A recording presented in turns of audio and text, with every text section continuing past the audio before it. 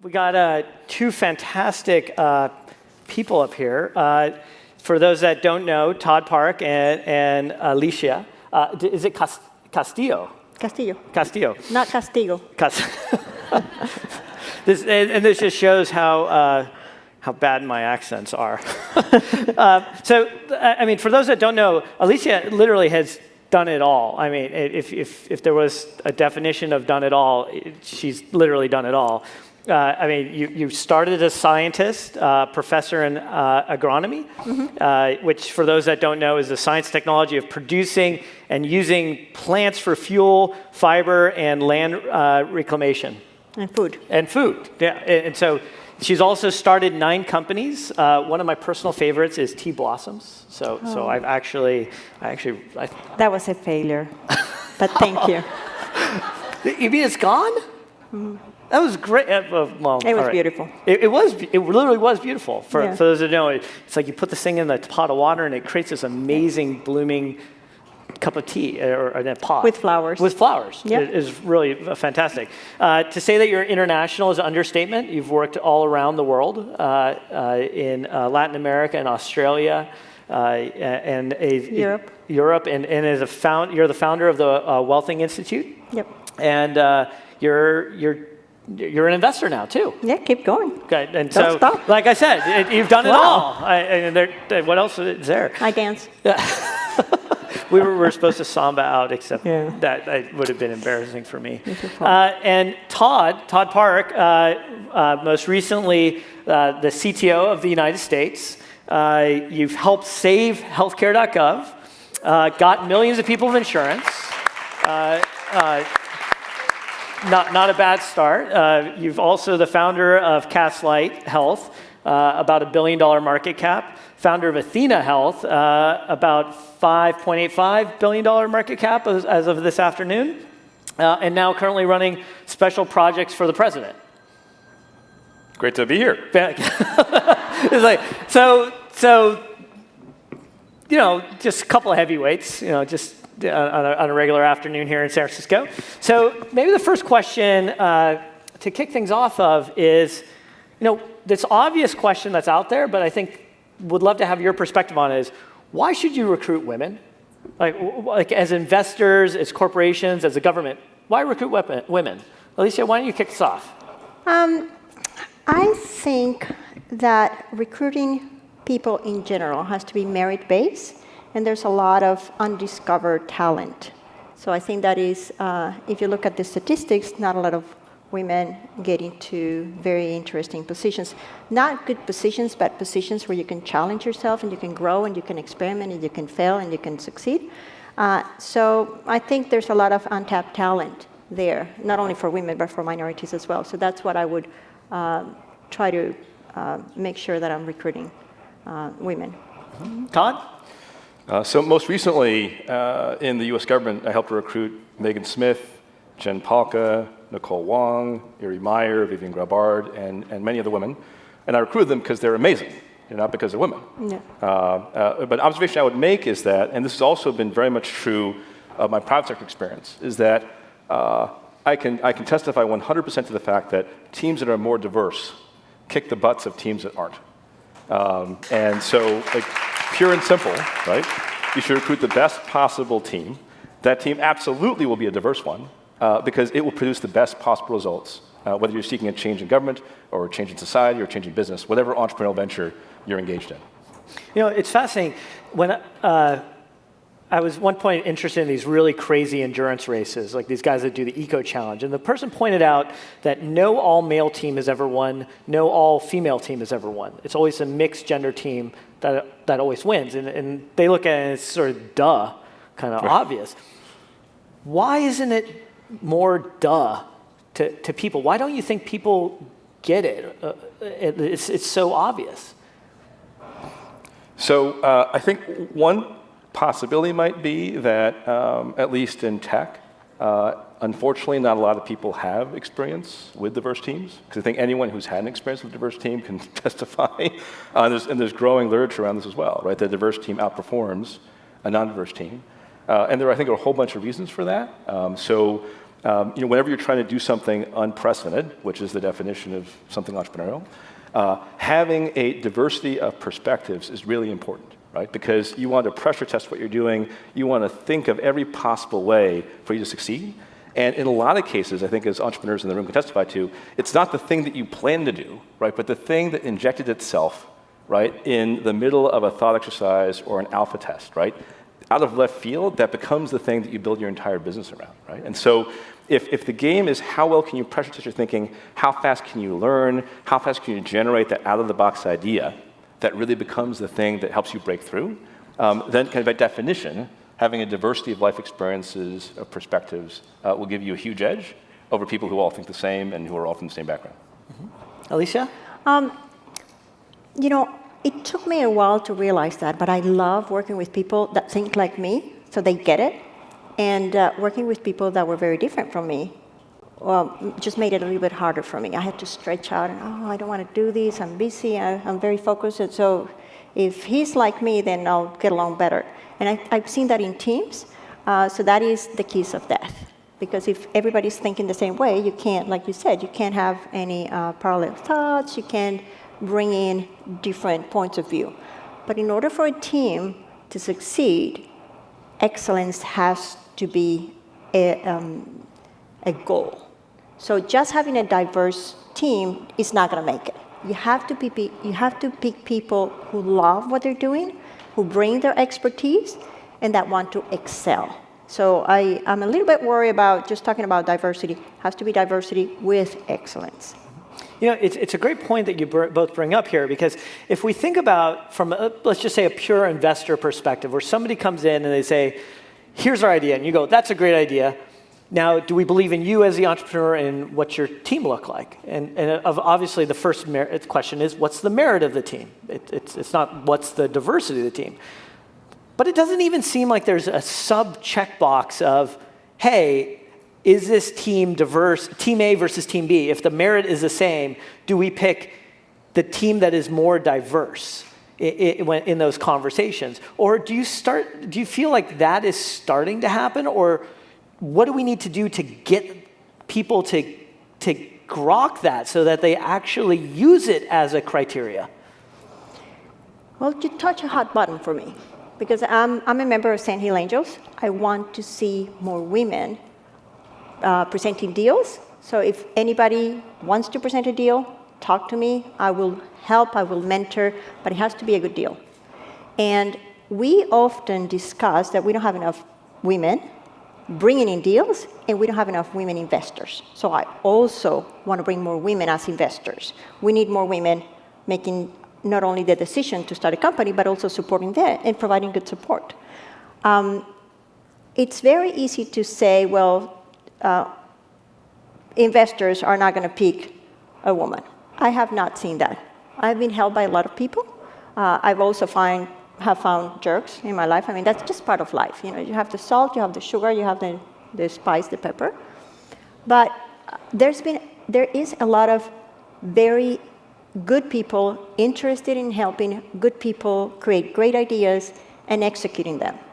You just have to be merit-based. You have to work yourself up.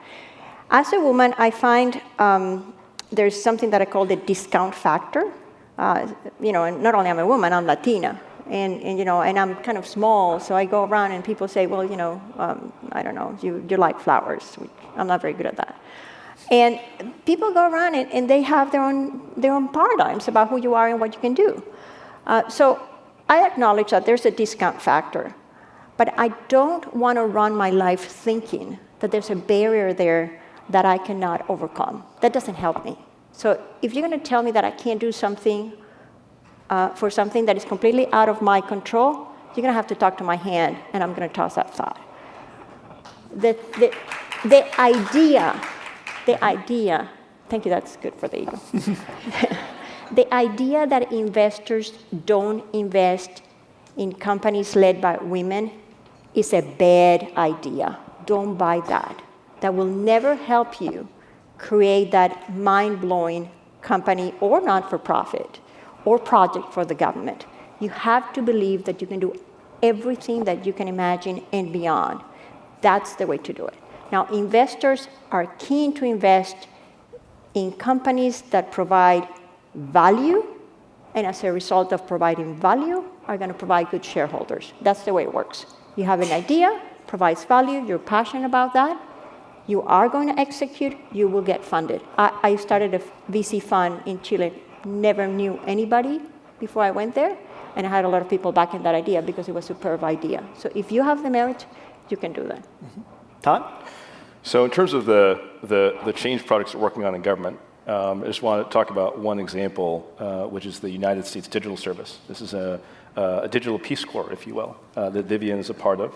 A lot of amazing people are part of. And essentially, it's a network of elite digital/technology specialists who are injecting into key government projects to make them radically better. It's been our belief, based on empirical experience, that a more diverse team there is actually going to do better work. So we have an incredibly rigorous hiring process, which makes sure that everyone who basically makes it in is incredibly capable when it comes to IQ, EQ, mission orientation. We're also very consciously making sure in our recruiting efforts that we are sourcing a maximally diverse pool of people to enter that process. Because it's been our experience that if you do that, and it takes extra effort to do that, that you will get to the best possible result in terms of the people who actually come on board. So right now, the U.S. Digital Service is about 50-50 men and women. So 50% of the digital services is women. So that's better than any company. Yes, so, that's very true. So I mean, that we can't get a company like even at 25%.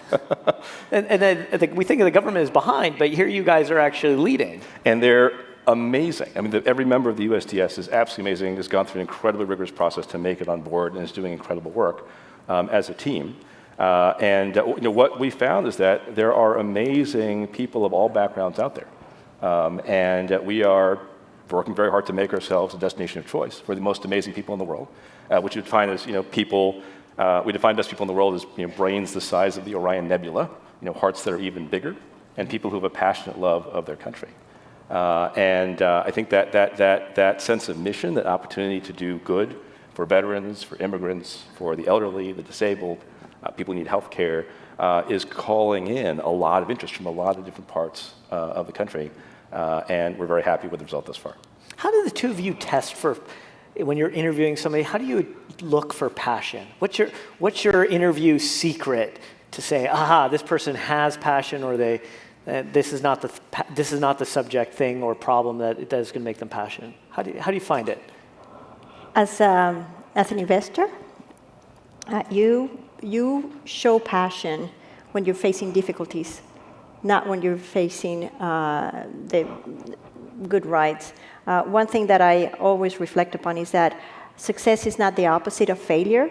The opposite of success and failure is inaction. So you have to take action. So a lot of people talk, like we've been talking about this, but we have not taken action. We need to take action. So I ask people, how are you taking action? And what is your plan B? What are you going to do if this fails?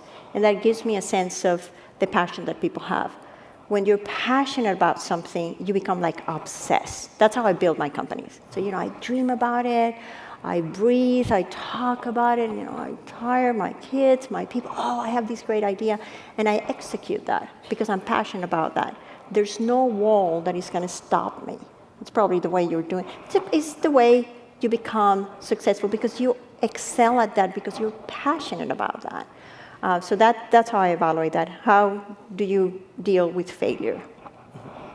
It's very similar. I mean, you can almost immediately tell when someone just starts to obsess about something. And then they're asking you all the questions, right? And they're coming with ideas.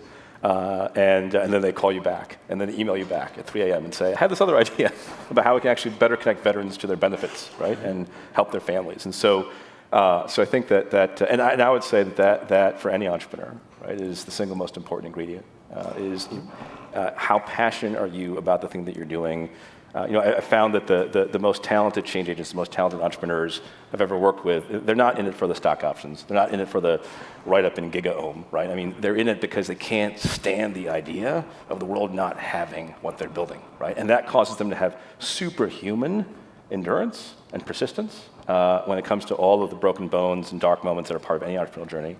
And one of the things we've discovered as a US government is that we have a lot you can obsess about. A lot of issues, a lot of opportunities to make a huge difference, right? And not, will people click through on ads at 0.56% greater rate, but will you connect veterans to mental health coverage so they can be sound in mind, right? And avoid great harm? Can you help immigrants reunite, right? Can you help someone connect to healthcare so they can see a doctor when they're in enormous pain, right? Those are the kinds of problems we have. And they're big ones, and we find that they're really easy to get people to start to obsess over. And that's when we begin to know that this is really the right set of folks. I have an extra observation, is that people who are passionate about something, they take feedback very well. So to receive feedback, you have to meet two conditions. One, it has to be authentic. So people give you feedback because they want to help you. That's the authenticity. And the other one, it has to have some capacity, so they know what they're doing. So for example, if we were talking about healthcare options, I don't have the capacity, I haven't worked there. So I could say, well, I have this observation, but the power in which I give you feedback is different because I feel weak. But if I have that capacity, I'm stronger. The people who are passionate about something that they're doing, they get that.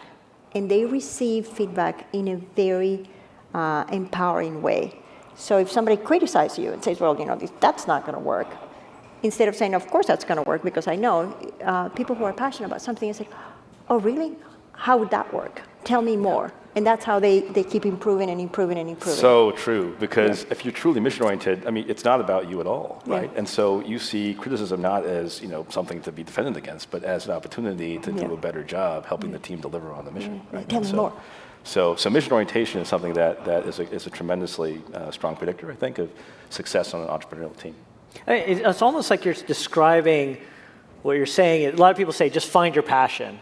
But what it sounds like you're actually saying here is you have to be passionate about something in a way that aligns with where you can have grit, where you can really be persistent and can't let go. So if that's the case,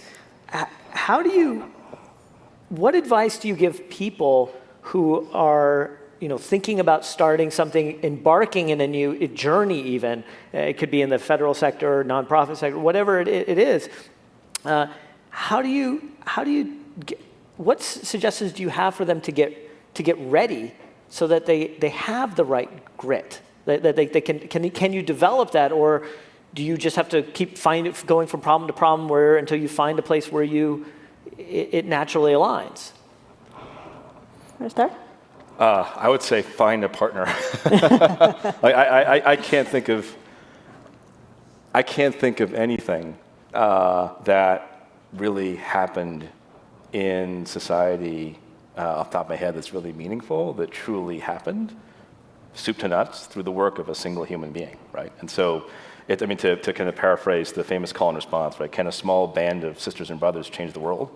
Yes, indeed. It's the only thing which ever has. Yeah. Mm-hmm. So, but a lot of people focus when they cite that call and response on the fact that a small group of people can actually change the world, which is totally right. I've seen that in the private sector, I've seen that in the public sector, but I also like to emphasize that it is a small group of people, not a single heroic person standing against the tide. That's not, despite what some people's PR agents will have you believe, really how change happens, right? It's a small group of people. I think it's a diverse group of people who are united by a common belief that the world needs to change in some significant way, but who bring a variety of different skill sets and approaches and life experiences to bear, and can stand together with a strength that is exponentially greater, right, than the sum of their individual strengths to make some amazing change happen. Alicia? I think the starting point is living with passion. So passion is not outside trying to find you. It's inside of you trying to get out. And we get a lot of information from the outside world telling us, oh, you're a grown-up, you shouldn't live with passion. And that's just really not the way to live. Life doesn't have to be perfect. It has to be worth living. And you make it worth living. So one way of getting that is by meeting people or by coming to conferences or by reading books about living with passion.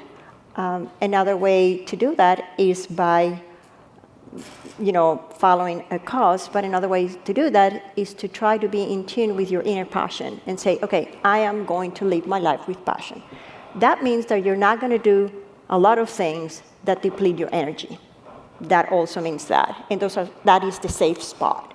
So we are happiest when we're doing something that we never thought it was possible, but we're so excited to be there. It's like this event when I talked to Catherine years ago, and just going and making that happen. It takes a lot of work, but you are fulfilled because you do that. So I think you can find passion inside of you. You don't have to find your passion. Your passion is already there. It's trying to come out. You just don't let it out.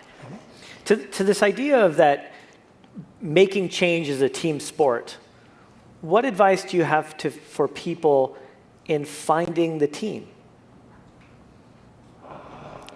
I have a low tolerance for mediocrity.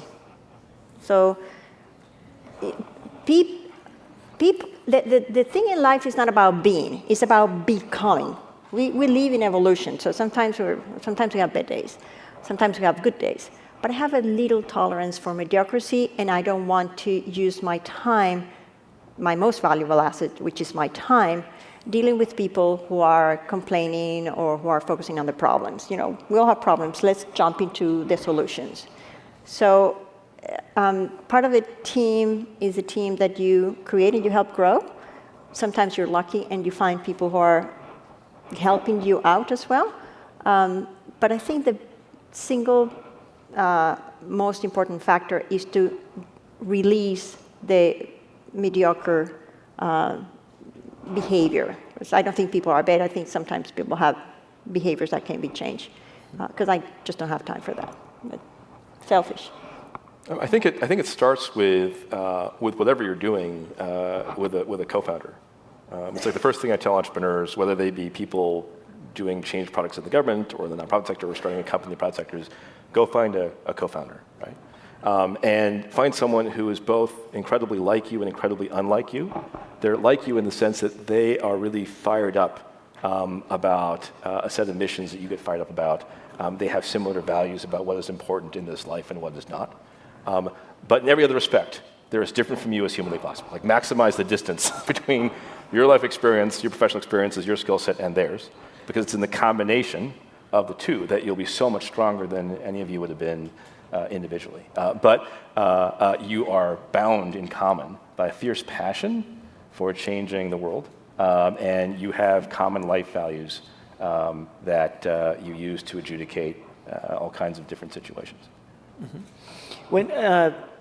Let's return back to the gender gap for a bit, and we know that we have a STEM gap, in gender gap of girls in the high school numbers of dropping out of science. We know we have a pay gap. Yet at the same time, we know the balance in enrollment in college of graduates is almost shifting more to women. So I'd ask you to gaze into your crystal ball and tell me what's one really great thing you see happening in 5 years and one thing that you're frustrated by over the next 5 years. Lisa? It's your turn. I have to think about it. Well, one thing. It's a giant crystal ball. Yes. Okay. And then you have to answer that. I would say a couple things. One is that thanks to summits like this and other forums, virtual and conferences, there is a whole lot more conversation about these issues than there has ever been, and there's also a whole bunch more action happening at each stage of pipeline development than there ever has been, and that's incredibly encouraging to see. And there's so many trend lines that are positive. It's beginning to be difficult to keep track of them all, and that's really good news. But I would say that a particular thing that I find most encouraging is that if you look at the next generation of leadership, I would say in tech or in government, right, or say in healthcare, which is where I started my first two companies, there is a radically greater percentage of the up-and-comers that are women and that are from more diverse backgrounds than has previously been the case. And so I would expect that projecting out T plus 5 to 10 years, that a much greater percentage of the leadership of the planet in these key sectors at the very senior level is going to be women and people from more diverse backgrounds. And so I think that's a very, very exciting thing to see. How about one frustrating thing? I don't think as much progress has been made that we should, nonetheless, I don't think we should be happy with where we are. I think we're making a lot of great progress, but I think that it would be a mistake to assume that the progress is inexorable and that it will just take care of itself. I think it requires continued energy and diligence by all of us to keep these trend lines going. And so I would be frustrated if we relented in terms of our focus and passion on these issues. But I think if we stay on course and keep bringing more and more people into the movement, that we will be in a much better place in 5 to 10 years than we have ever been.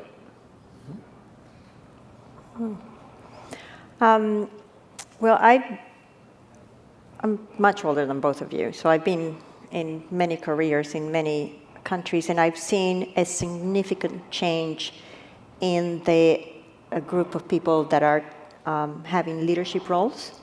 I went to an engineering school, and I was one of the very few women. I was in financial sector, one of the few. Actually, I was the only woman in venture capital in Chile, where I lived.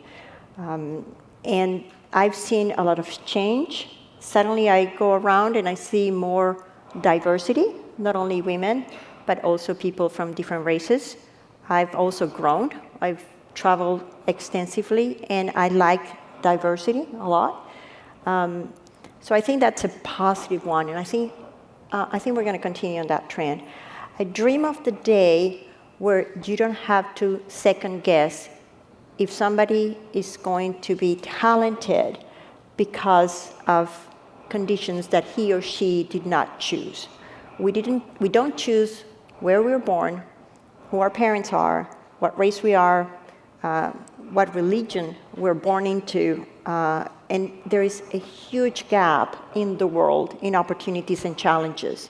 So I hope in the future we will reach the time where we don't second guess talent based on conditions that the individual did not choose.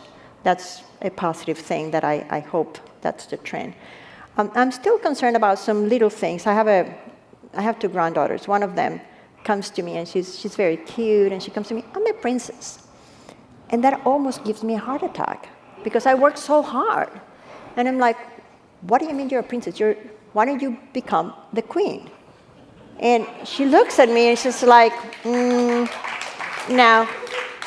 I still want to be a princess. And I said, This is my Halloween nightmare, by the way. Like if I just went to school, the number of Elsas I had to deal with. Well, so I want to know how to actually solve this. I don't know, but last Halloween, she dressed as Monet, and she had a beard. Good for her. And if you knew how she was raised, she's definitely not raised to be a princess. So I do think that we still have some work to do in terms of not only gender issues, but in terms of paradigms. I was in Saudi Arabia. I felt great there. I mean, women there are so powerful, and we just have all these preconceived notions about what it is there. Or if you go to Africa, or if you go to Latin America, or we just have these preconceived notions. Hopefully, with Twitter, thanks God for Twitter, we're going to break the boundaries of information, and we can connect to each other at a global level. But I think that would be a sad thing for me, is to see that people that I work very hard to influence to not have the gender paradigm are still having the gender paradigm. So along that dimension then, if we had the CEOs of the Fortune 100, 500, or that executive team, what's the top line message that they should be taking away from these kind of conversations that we're constantly trying to use to funnel change through? Todd, how about you? So one of the things I would say is that diversity is a massive competitive advantage for your institution, right? You are actually actively not doing your fiduciary duty to shareholders if you're not building the most diverse possible team at every level in your organization. So that's one. I think there's a growing amount of empirical evidence to demonstrate that. There may be this interesting phenomenon where certain institutions and certain companies get it, and they succeed, and they start really performing at an increasing clip, outperforming their competition, which then causes the market to respond. But that would be one big takeaway. I think a second big takeaway is that there is this public good that we all need to collectively care about, which is STEM education of our children.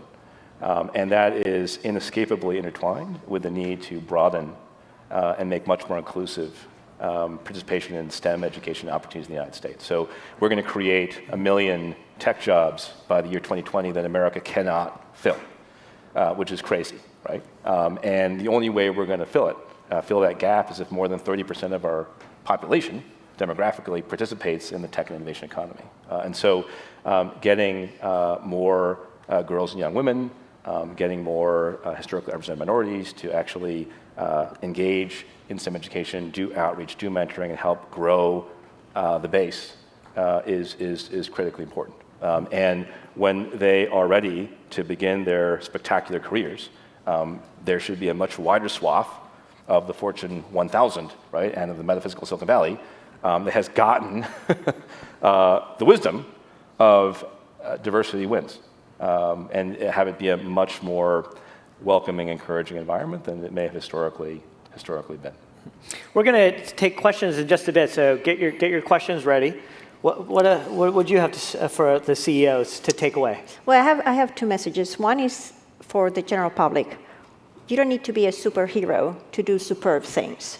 So whatever the CEOs decide. That's very tweetable. You don't have to be a superhero to do superb things. That's fantastic. And you don't have to be the CEO of a Fortune 500. I mean, I've done incredible things with the help of others, but I'm not a superhero. But I'm not a victim.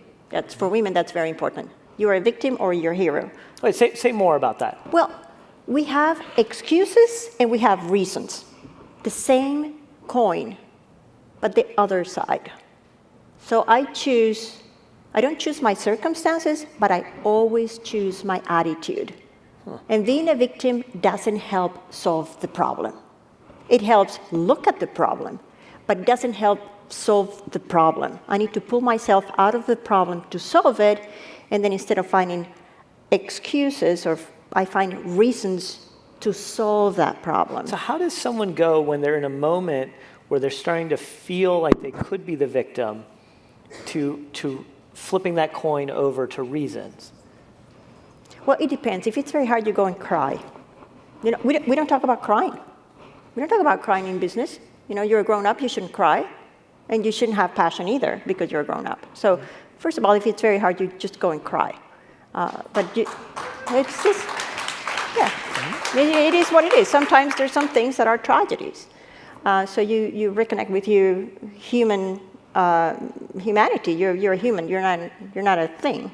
And then second, the sooner that you start thinking about what is your role in solving that problem, the faster you stand up.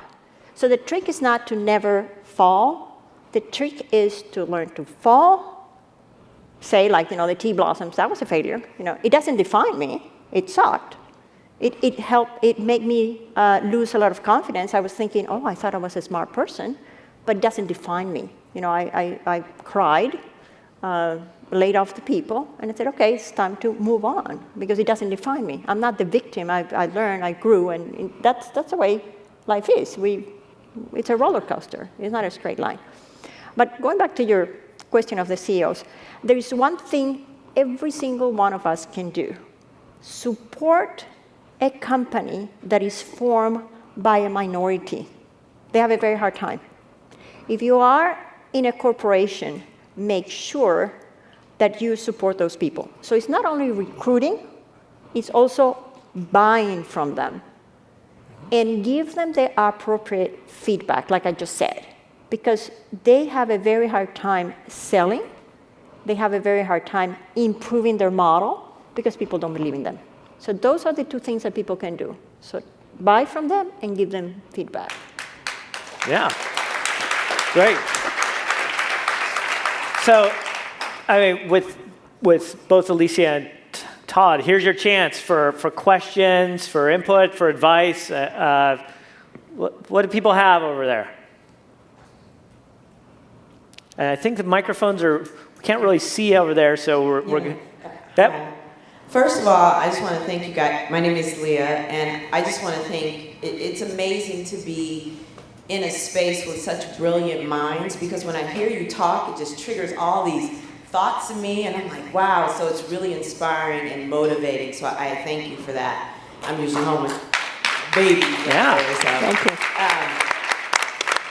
And something that Todd said around diversity, and I think one of the takeaways for me, and I've always said is, I think companies have to be intentional about it, and I think we have to be very careful about meritocracy, because that's what Silicon Valley would say now. It's all meritocracy. It's based off of merit only.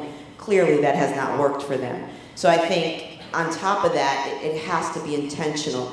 They know what to do when they want to recruit a certain top developer. They'll build certain buildings with certain things that attract developers. But if they want diversity, they need to be intentional about that and figure out, how do I recruit the best talent? Where do I go? What's this thing called NSBE? Maybe I'll go there. I mean, just kind of really stepping outside of their element and not just introducing people that look like them. So I kind of got that takeaway from what you were saying, Todd, and I just wanted to be very careful about meritocracy. The second thing, Alicia said that around, I agree with, women, we need to believe that we can do anything. And I am 100% that, but there's also an assault of reality. Raising children, raising an African-American boy, I raise him and I want him to know there's nothing in this world you cannot do. However, there's a reality that lurks out there too. So I have to keep it real with him. So I think that that's constantly a balancing act. Like, there's nothing we can't do. Our obstacles, the things we're gonna come up against, may be different than others, but it does not mean you can't do it. So just, those are some of the thoughts I had when you two were sharing your information. How about that notion of balancing adversity and pragmatism? Like, what advice do you have for people about the daily grind? Well, if you're passionate about something, you sort of become very resilient. I came to the US the second time with 2 kids and 2 boxes. So that was not easy. And the main thing is that, you see, life is not Disney World. Life has to be worth it. So you can sit down and think, life is hard for me, or you can sit down and think, I'm gonna make this an awesome life, because that's a gift we have. And only we are accountable for that. That is a great gift. We live in a superb country. So let's leverage on that. That is an advantage. So when I hear about, I was a single mom, Latin American, I was a student. And a lot of people gave me grief because I was abandoning my kids and blah, blah, blah. So I developed that thing, if what you tell me is not gonna help me be a better person, I'm gonna take your words, put it right here, talk to the hand, and I'll toss it out, because it doesn't help me. Maybe you had the best intentions, but it didn't help me. So, it doesn't have a place inside of me. It doesn't define me. What I do defines me. So whilst I acknowledge that some people have it easier or harder, there's also a benefit of being a minority. So the three of us are minorities.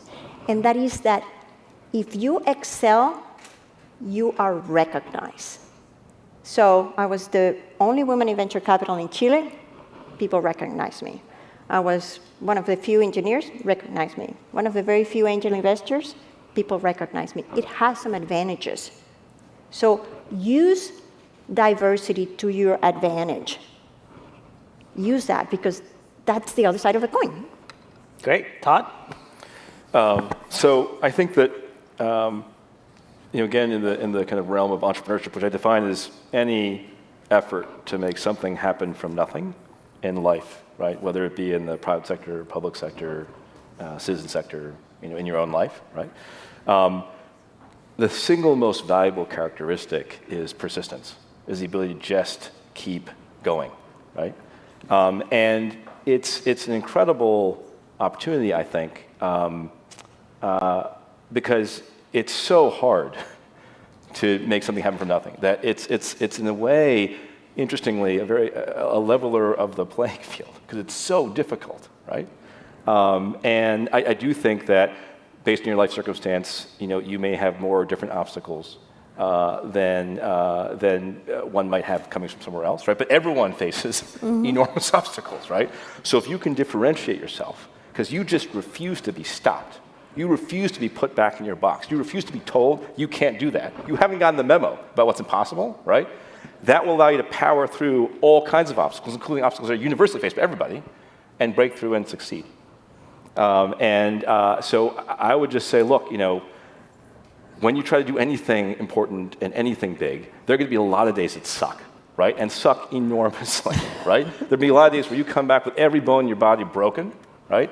And you just don't know if you can pick yourself up again, right? But find within yourself, no matter what it was that did it, to pick yourself up and go at it again the next day, and go at it again the next day, and the next day, and the next day, because you have this burning passion to do whatever it is you're seeking to do.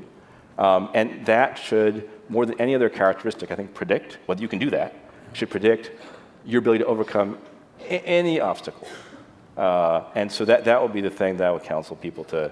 And one of the most important reasons to have a co-founder, because that's right. It's like when you're getting the crap kicked out of you, you need them to pick you up, and vice versa. No, I'm completely serious. Yeah. I think that if you don't get a co-founder, right, you're just literally tying both hands behind your back and blindfolding yourself and turning yourself backwards, like from the get-go. I mean, you should absolutely get a co-founder, no matter what the heck it is you're trying to do. Absolutely. But it has to be a good co-founder. Pardon? It has to be a good co-founder. It has to be, yes. Yeah, because you go to a co-founder, I used to tell the people that I invested in, the best entrepreneur is the one that can call you up at 2 a.m, we lost our bigger client. And then you say, okay, let's meet at 7 to fix it up. But if you have a co-founder that says, oh, what are we going to do? And it makes your problem much bigger. You probably don't want that co-founder. Absolutely. Other question? I think I saw a bunch of other hands. Yes. Good afternoon. My name is Carla Mays. I have a civic innovation practice, and I just finished the Haas Business School's venture capital program. The one thing is that trying to be able to work with government on enterprise platforms and talking to them has been a real challenge.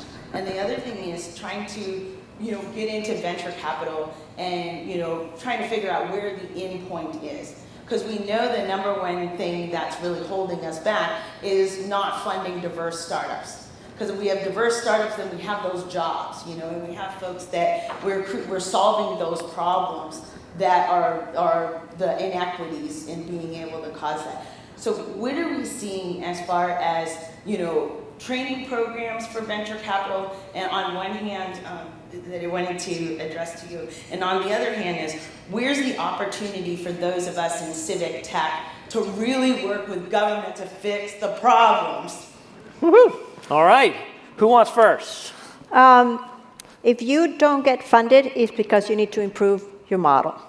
That's the truth. So instead of thinking, I don't get funded because I'm a minority, turn that around and find a way to wall investors. No, I was talking about more or less finding jobs in venture capital, like finding a How do you become a venture internship capitalist, I think is what you're asking, How do you, right? how do you become a venture capitalist? If you are an accredited investor, come and talk to me. We have a lot of help for women to become angel investors. You have to have more than $1.2 million in liquid assets or something like that. If you want to get into the venture capital industry, come and talk to me.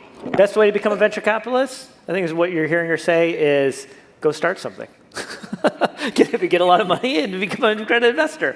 Yeah. Todd, how about getting in? Yeah, so this is an incredibly awesome question and one I'd like to talk to you about afterwards. But the punchline is that part of our US digital service effort is an effort to create a way for innovative small companies to have a much easier time figuring out how to do business with the government. So there's a very specific play that we have gotten going on that we're very excited about. They'd love to talk to you about. Let's try to get a couple more in if we can go super fast. Go for it. I thought there was another mic out there. Oh, whoever's. Hey. My name's Andrea. I wanted to talk about like the with the competition, like the ego competition where an all male or all female has never won. So, I've always been on the side where I played in the dirt, I played with the boys, that was rough. But, I also played with dolls. But all girl groups, I find them terrifying. Like really. I'm actually glad there are guys here, shout out to all the male that are attending. Sorry. But all guy groups, I fit in, but there's also sometimes that conflict where I don't get that respect. Like as a woman, I'm also the opposite gender. Mm-hmm. But I do so I want to talk about how the teams that always win are the mixed genders, and yet if men and women are the 50-50, working together is the ideal concept, then if it's so dull, why do you think, at least in tech, like I mentioned earlier in the morning, why are women always so much lower, in population in comparison? In the earlier morning, there was mentioned that from the 80s till now, the amount of women in tech are plummeting, kind of thing. And it's if it's so dull, why aren't women working together? Why aren't there more women trying to get themselves in there? I mean, there are plenty, of course there are plenty in this room, but in the industry as a whole, why is it so little? Why are the women dropping out as opposed to butting in there and working more? So maybe there's a question, maybe just because we're running out of time, is how do we start fostering the genesis for people to want to create those teams? How do we get people to grow or get those things to start to blossom and recognize that value proposition and turn it from idea to reality? So I think there's perhaps been a bit of a vicious cycle where people don't understand the power of diverse teams because there haven't been diverse teams, and so therefore they don't understand the power of such teams. And so I think one of the things that would be really helpful is for those of us who have had experience working with diverse teams and can contrast those with non-diverse teams and explain the difference, to talk about that a lot more, right? And for there to be more and more research, which there is, that backs this up, right? And for this to actually become a topic of conversation about how you achieve maximum excellence. The creation of narrative. Yeah, that's right. And so we talk a lot about the power of role modeling in terms of individuals, but I think the power of role modeling with respect to teams that are role models, is equally powerful. I mean, one of the things that we talk about is that the USDS we're accumulating a collection of tech talent that is like a modern day tech Avengers. they're like the person who was site reliability engineering lead for Google AdWords, right? The number 3 engineer at Amazon, a woman who architected their distribution warehousing systems, right? And so we show the list of initial people to people, and they can't believe that any one entity has gotten all these people to work. For that same entity, right? And arguably, probably no company could do that, but America can, right? These people are coming together to save America, then they'll go back to the respective corners of the world until America needs them again, right? But one of the things we're going to do is we're going to make these people incredibly famous. None of them want to be famous, but we're going to make them famous. And one insight that just occurred to me right, was make sure that we don't make them individually famous, but make them famous as a group. Because there's a powerful role modeling there, not just for individuals to come serve their country, but a team role model for what an incredibly high-functioning tech team looks like that can do things that people never thought possible. So that's one takeaway I'll take away. Yeah. Alicia, do you want to weigh in real quick? Just following on that, there's something called the invisibility factor. I think the discount factor, the invisibility factor. So whenever I see, well, this is not happening or this is pulling me down, I start trying to find those people and dig them out. So if you really want to make a change, start a blog or start tweeting, but find those people and make them visible because they're there. We just don't see them and the media doesn't share that. Great. Well, I want to thank all of you for coming out today. I want to thank Alicia and Todd for taking time out of their busy schedule. And thank you for the fascinating conversation. Thank you. Thanks, everyone. Thank you. Absolutely.